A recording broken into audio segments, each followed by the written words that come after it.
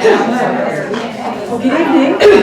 Welcome to Stories Rock, and an evening of stories about hot fun in the summertime. And aren't you glad we had a nice hot day so we could all be in the mood for stories about heat with no rain?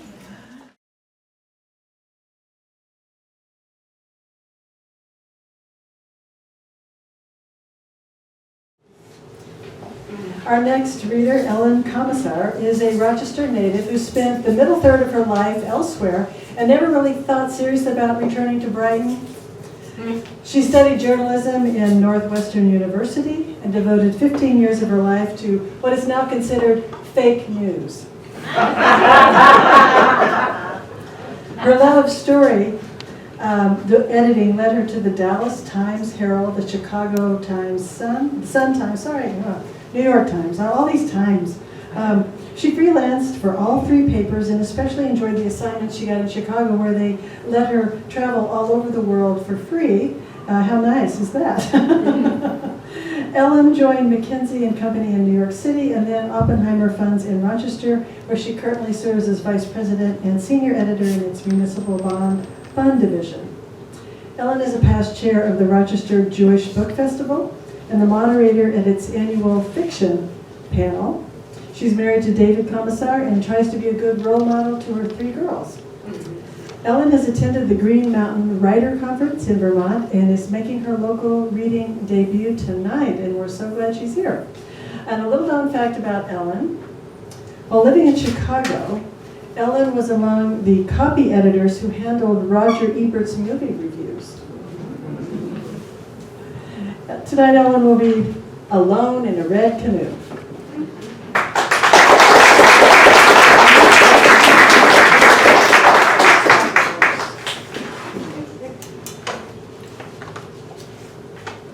I imagine that the waterfowl and egrets will hold their poses if I glide silently toward their hiding places in the reeds, and I am eager to be on the water.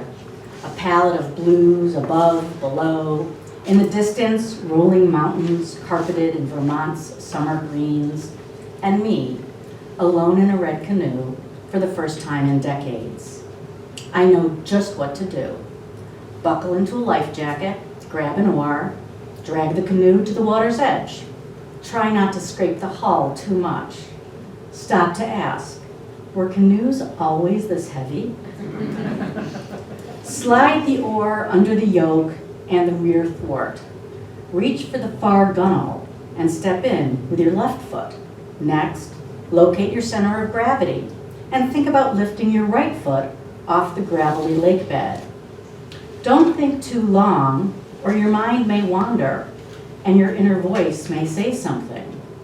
Mine says, whatever you do, don't pull a Lenore. But the thought lingers, the canoe wobbles, and like my canoe-challenged mother has done more times than you might think possible, I land my ass in 4 inches of water. For all the ways I'm like Lenore, I have never fallen out of a canoe. I capsized a sunfish in the middle of Canandaigua one summer. I hadn't sailed in years, but we were renting a house on the lake, and it was a beautifully breezy day. I thought, why not? The answer presented itself when the wind grew wild and painted white caps on the waves. I held tight to the main sheet. A truly skilled sailor can stay upright in these conditions, my inner voice said. My outer voice yelled, shit, as I went overboard, instinctively grabbing my face to keep my eyeglasses in place. 2 men, a father and son, jumped into a motorboat and rescued me that afternoon. They had seen the sunfish fly across the lake and said it was just a matter of time until I lost control. In one of the resort's Adirondack chairs, not far from where I tipped the canoe, a man thumbs through a magazine. Did he witness my graceless fall, or is he smirking about something else? Has he decided not to approach, given that the biggest bruise is to my ego? Maybe he didn't want to embarrass me more. Perhaps he will offer to steady the canoe if my next attempt also fails. But this time, I find my balance and ably lower my knees to the hull. With an upturned oar, I push away from shore. The lake is calm, and within a few minutes, I reach a quiet cove, propelled by rhythmic J-strokes. My oar sinks into the water like a practiced diver. The birds I had hoped to see peer at me from behind grassy curtains. Kansi approaches in her kayak. Are you heading in? I am. Not yet. I've just started. She paddles in, leaving me alone with the birds and my thoughts.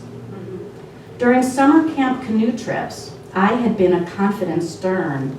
The girls in front of me would tire easily. Sometimes they would ask me to spell them for a bit. More often, they just stopped paddling. I remember muscling through Keuka's choppy waters while they rested their arms and worked their jaws. Whether they were truly spent or just capitalizing on my desperate need to worm into their clique, I never knew. Their oars remained idle until ours was the only canoe that still needed to round the turn into Keuka's western fork. The Vermont lake has no name, as far as I can tell, but it has a bend, like Keuka's. After a few more minutes of paddling, I see a shirtless man and his dog on an outcropping of boulders. I wonder about the path they took, the journey they are on, and what's around the bend. Another camp story floats my way. It's a different camp in a different country with a different clique, one I don't wish to join. It's my last year of camp, and I won't have to see these Canadian girls again. We are on a multi-day trip through a series of lazy rivers and small lakes. Periodically, we must portage our canoes over our heads through barely defined paths. When it's time to set up camp, everyone does her part. But when I fall asleep on a boulder in the bright sun, they forget about me, and I burn to a crisp. For the rest of that summer, I swim in a t-shirt. In the Red Canoe, I paddle beyond the boulders and further around the bend. Seeing nothing of particular interest, I decide to head in. Suddenly, the wind shifts, and my oar becomes useless. No matter how I paddle, constant ripples slap at the canoe, pushing it away from shore. The bow, without weary girls to serve as ballast, is light in the water. The canoe does a 180. You've got this, I say. Just turn the canoe around and tack like a sailor into the wind. I want to cut angles that will zigzag me toward shore, but the wind has other ideas. Again and again, I am spun around. Neither the man on the boulders, nor his dog for that matter, look concerned. Do they think I'm having fun out here? Should I signal my distress by waving my hat or yelling? I wish he would shout a suggestion or indicate that he will go for help. I have always hated the strong silent type, never more so than now. I realize that the problem is my weight, or more accurately, how I fail to distribute it evenly. No wonder the guy on the rock remains silent. Has anything positive ever come from a conversation that starts by mentioning a woman's weight? I leave that question unanswered and instead weigh my options. Should I just sit here until Kansi or another member of our group notices my absence? What are the odds that someone takes a daily flight at dusk in that seaplane bobbing by the dock? Does the resort send someone down to the lake to straighten the chairs and count the canoes? The sun is nearing the hilltops and I am running out of time for wishful thinking. What I need to be is self-reliant. I forget, was that Emerson or Thoreau? Was there a canoeing fiasco at Walden Pond? New England literature, I decide, is useless too. A thwart separates me from the middle of the canoe. Can I climb over it? Family history suggests not. Sliding under it seems even riskier.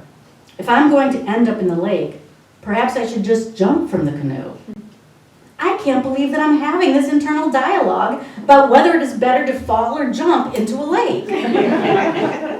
One thing is certain, once I'm in the water, I'll never be able to get back into that canoe.